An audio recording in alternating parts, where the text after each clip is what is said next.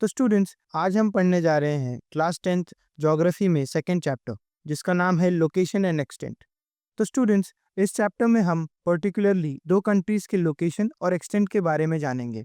First India और second Brazil. अगर हम हमारी कंट्री इंडिया की बात करें तो ये नॉर्थ ईस्टर्न हेमिस्फीयर में लोकेटेड है और ये पर्टिकुलरली एशिया कॉन्टिनेंट के सदर्न पार्ट में लाई करता है। और जैसा कि आप सभी जानते हैं, हमारी कंट्री की कैपिटल न्यू दिल्ली है।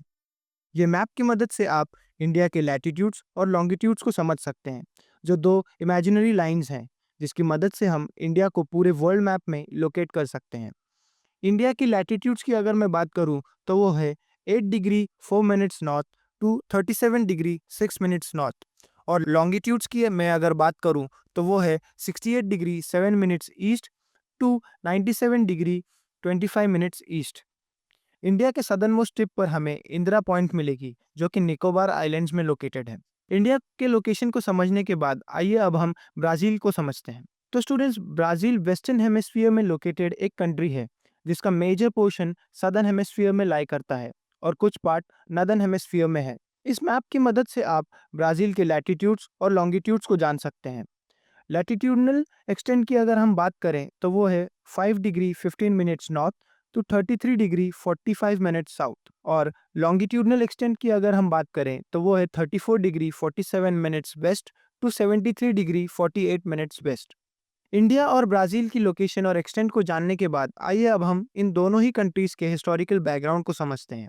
इंडिया, जैसे कि हम सब जानते हैं, लगभग 150 ईयर्स तक ब्रिटिशर्स के कंट्रोल में रहा था।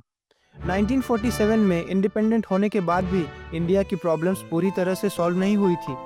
वॉर, फेमाइन्स और पॉवर्टी जैसे इश्यूज इंडिया में अब भी थे। हालांकि इंडियन गवर्नमेंट ने अपनी पॉलिसीज और इकोनॉमिक रिफॉर्म्स के थ्रू इंडिया में डेवलपमेंट किया और आज इंडिया एक मेजर डेवलपिंग नेशन है। और अब हम ब्राज़ील की बात करें तो ब्राज़ील लगभग 300 ईयर्स तक पोर्चुगीज के कंट्रोल में था। ब्राज़ील 1822 में जाकर इंडिपेंडेंट हुआ।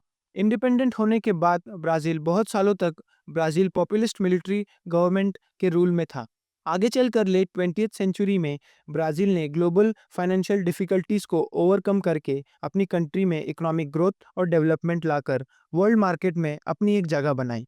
तो दोस्तों, इसी के साथ हमारा सेकेंड चैप्टर ज्योग्राफी का खत्म होता है। उम्मीद करता हूँ आपको ये वीडियो पसंद आई हो एंड ऐसे ही और कंटेंट के लिए do like, share and subscribe my channel after class academy.